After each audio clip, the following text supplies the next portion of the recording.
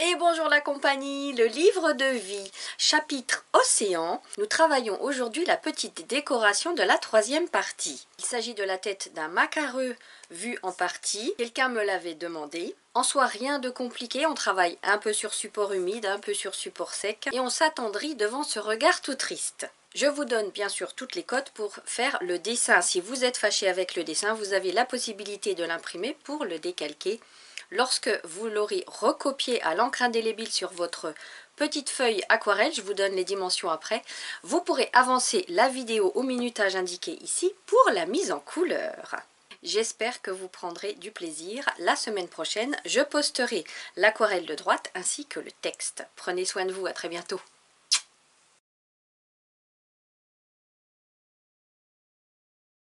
Vous avez votre petite bande de papier, ça c'est mon brouillon.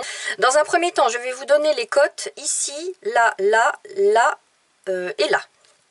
Donc je vous invite à prendre une règle. Notre petite feuille fait 17 cm et demi de haut. Je vous invite à poser le 0 sur le bord de la feuille sans vous occuper de la marge de 5 mm. Et vous allez tracer des points de repère à 6 cm.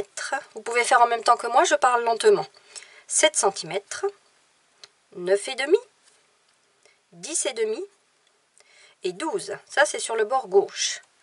Et sur le bord droit, toujours le 0 au bord de la carte, 5 cm, 5,2, 11,5 et 15. Maintenant, je mets les feuilles dans ce sens-là pour une meilleure compréhension du dessin. L'arrière de la tête va de ce point-là à celui-ci, à vous. Ensuite, la couleur noire est délimitée entre ce point-là et celui-ci. À vous. Le devant du visage se trouve entre ce point-là et celui-ci. À vous. Et pour le bec, je remonte à ce point-là légèrement vers le haut. Et après, je rejoins ce point-là à celui-ci. À vous. La séparation du bec est réalisée à l'aide d'un trait qui monte légèrement de biais. À vous. Et au bout de ce trait, on a cette petite encoche jaune qui vient comme ça là. À vous. Au niveau de ce point-là, je tire un trait vertical. À vous. Et de cet espace-là, je repère le centre. Un petit trait horizontal qui va me servir de repère. À vous. Et là, je trace un sourire et un triangle qui va contenir l'œil. À vous. L'œil au centre, à vous. On aura la pupille et une petite forme blanche qui reflète la lumière. Je vous invite à colorier la pupille, ça va vous aider à voir ce que ça donne. Je vais la faire un peu plus large, même la mienne. À vous. Ici sur le dessus, on aura une couleur. En dessous, on aura la même couleur, ça sera un gris bleuté. À vous. Et typique des macareux, on a ici comme un vol d'oiseau qui part comme ça là et très long derrière et qui rejoint ici et là. Alors, vous voyez, il est trop plat par rapport à celui que j'ai fait ici parce que ça accompagne la forme de la joue. Ils ont les joues bien marquées, les macareux. Donc je vais augmenter un petit peu avec plus d'arrondi qui se termine en pointe. À vous. Et là, on va avoir à peu près au milieu de cet espace-là une partie noire qui vient plus au bord du centre ici que ce que j'ai fait sur mon prototype. Hop. Et qui se poursuit sur le bas. À vous. Ce crayonné est terminé. Je prends maintenant mon feutre à pointe fine, pointe 0,1, encre indélébile, très important pour tout repasser. Alors au niveau de l'œil, il faut commencer par la petite forme blanche. Au niveau du bec, la séparation du bec, ici, je la fais arriver ici, dans l'encoche. Voilà, j'ai terminé de tout repasser. Je vous laisse mettre pause le temps de finir votre dessin. Et maintenant, on peut gommer le crayonné. Et maintenant, une fois que ce crayonné est gommé, je vous invite à colorier cette partie-là avec votre stylo, enfin votre feutre pointe fine. Alors, c'est une partie qu'on aurait pu peindre en noir avec de la peinture, hein, tout à fait. Voilà, ce dessin est terminé. On peut passer à la mise en couleur. Alors, je vais vous montrer les couleurs que je vais utiliser pour ce petit tuto. Il y en a 7. On commence par un jaune assez clair. Ici, c'est le jaune de cadmium citron 203 de chez White Nights. Je vous montrerai après les couleurs sur mon nuancier. Ensuite, un orange clair. Ici, mon orange clair s'appelle jaune profond 221 White Nights. Un orange plus foncé, c'est le orange tout court 315 White Nights. Un rouge bien pétant. Ici, c'est le rouge le plus clair de ma palette. C'est le vermillon 312 White Nights. Ensuite, au niveau du noir, là c'est du gris et là c'est du noir. Vous choisissez quelle couleur vous préférez. Moi j'aime assez le gris. Pour le gris j'utilise de l'indigo. C'est l'indigo numéro 46 de chez Daniel Smith.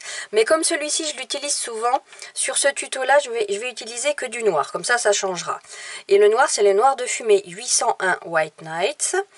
Au niveau de l'œil, on aura du gris clair avec un peu de bleu. Le gris clair, c'est le gris de titane de chez Daniel Smith numéro 241. Et le bleu, c'est un bleu pâle. C'est le bleu du ciel 512 White Nights. Le bleu du ciel, il est ici. Le gris de titane, il est là. Le rouge vermillon est ici. Le jaune profond est ici. Et le orange plus foncé est là. Voilà, je vous laisse choisir vos couleurs. Vous n'aurez sans doute pas les mêmes marques. Vous prenez ce qui s'en rapproche le plus. Au niveau des pinceaux, je vais utiliser mon pinceau Léonard numéro 4 ainsi que mon petit pinceau Escoda Perla numéro 0. Vous voyez que ce sont des petits pinceaux.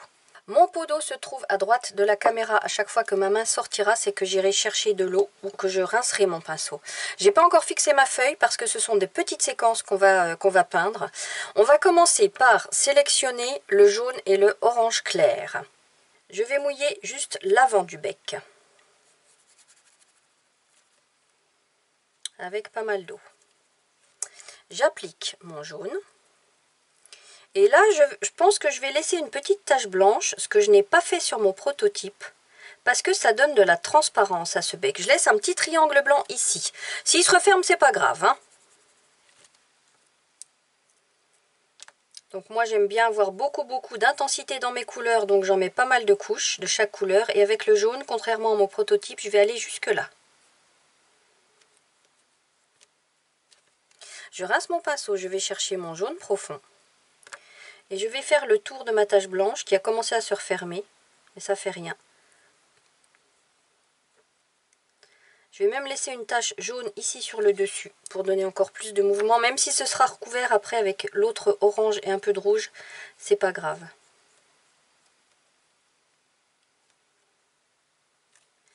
Et je poursuis avec le jaune profond jusque là. À vous. Ensuite, sur support sec, je reprends mon jaune et je vais laisser une petite bande blanche entre la partie qui sera noire et le bord ici. Tout le reste, je peins. Je rince mon pinceau. Je prends mon jaune profond et je repasse un petit coup avec le jaune profond en suivant le trait du dessin. À vous. Alors maintenant, la couleur gris bleuté qui se trouve ici, j'avais dit que c'était mon bleu du ciel et mon gris clair. Je fais un petit mélange de ces deux couleurs dans ma coupelle. J'utilise une coupelle pour faire des mélanges parce que ma boîte d'aquarelle est en bois et je ne peux pas faire de mélange dans le couvercle. Hop, du gris clair, un petit peu de bleu et je commence par travailler ces parties-là sur support sec.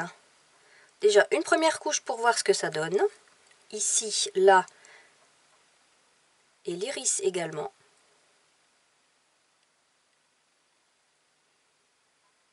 Donc là, je travaille avec mon petit pinceau Escoda Perla.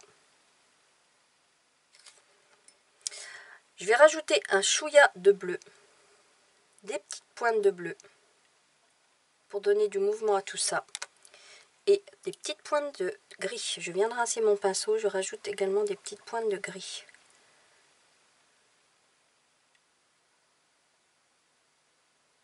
Par-ci, par-là. Ouais, en bas, il y a trop de gris. Donc je vais rechercher un peu de bleu que je redilue ici. Et je vais repasser sur mon gris. Je ne veux pas que ça soit si gris que ça.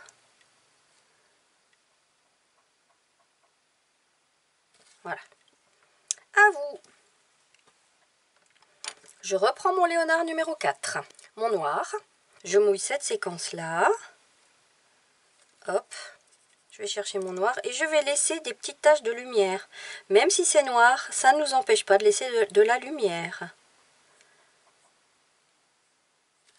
Je vais même en laisser 2. Là, et je réapplique une petite couche pour avoir une belle intensité.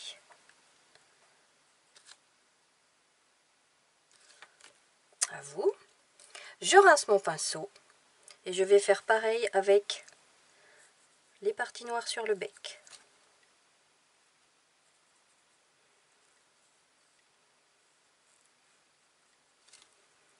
Hop.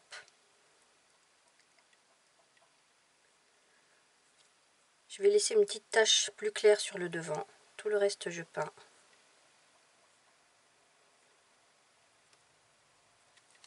Ah, vous voyez, mon jaune n'était pas tout à fait sec. Le noir, il est un peu en train de migrer dans le jaune. Ah, c'est pas grave, je rattraperai ça avec un petit peu de rouge après. Je masquerai ça. Hop, et là, pareil. On peut laisser une petite tache blanche aussi. Parce que ça fait joli. Là. À vous. Je reprends mon gris clair et pour bien marquer la joue ici le long du trait noir, je prends mon pinceau Léonard numéro 4, je mouille tout en dessous et je vais appliquer un petit peu de gris clair pour renforcer là, comme ça, une ombre. À vous. Je prends mon petit pinceau Escoda Perla, je vais chercher mon orange le plus foncé. Et je vais tout simplement peindre ce qui reste ici autour de l'œil. Sur support sec. Hein. C'est tellement petit que ça ne vaut pas le coup de mouiller. Hop, à vous. Je reprends mon pinceau Léonard, mon orange le plus foncé. Là, on va faire des petits traits. Alors après, suivant les macareux, j'ai regardé sur le net, les motifs varient hein, au niveau des becs. Des fois, il y a des lignes. Des fois, c'est plus complet, c'est plus rempli, je veux dire. Donc hop, puis là aussi, je vais faire ça pour l'instant. Je vois que mon jaune n'est pas encore tout à fait sec, donc maintenant je vais attendre un petit peu avant de faire la suite. Une petite pause. Bon, j'ai attendu quelques minutes, hein, assez pour que ce soit assez sec au toucher. Maintenant, je vais chercher mon rouge et je vais rajouter une quantité de couleur rouge pour donner du mouvement à ce bec. Voir un autre petit trait tout fin entre les deux. Ouais, pourquoi pas. Bon, je m'amuse, hein. Hop, et on va pareil. Voilà. Et puis ici, je vais même m'amuser à accompagner pour le fun ce mouvement-là. À vous. Alors maintenant, à ce stade-là, on pourrait choisir d'arrêter l'illustration. Maintenant, moi, je fais le choix de mettre du bleu à droite et à gauche, bleu du ciel, pour que le blanc de la tête se distingue bien du fond. Et pour ceci, je vais reprendre mon bleu du ciel. Par contre, là, je prends mon pinceau à la vie pour appliquer assez d'eau. Hop. Et puis, j'applique mon bleu du ciel tout simplement.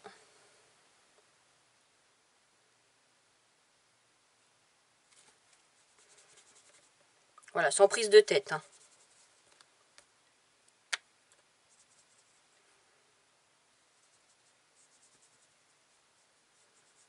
Là, et à gauche, pareil.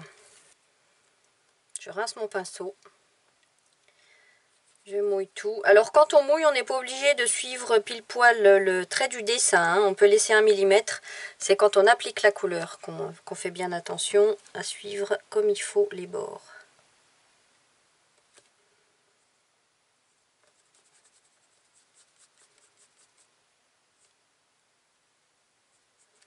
D'ailleurs, sur mon site, dans la rubrique trucs et astuces, c'est dans les premiers pas, il y a une vidéo qui vous explique comment ne pas dépasser. Alors, vous voyez, j'ai pas tout à fait la même intensité à gauche qu'à droite. Donc, à droite, j'en rajoute une petite couche pour avoir la même intensité de couleur. Voilà les amis, ce petit tuto est terminé, j'espère que ça vous a plu. Avec cette base-là, je pense que vous pouvez faire la tête du macaron en entier. Prenez soin de vous, à très bientôt.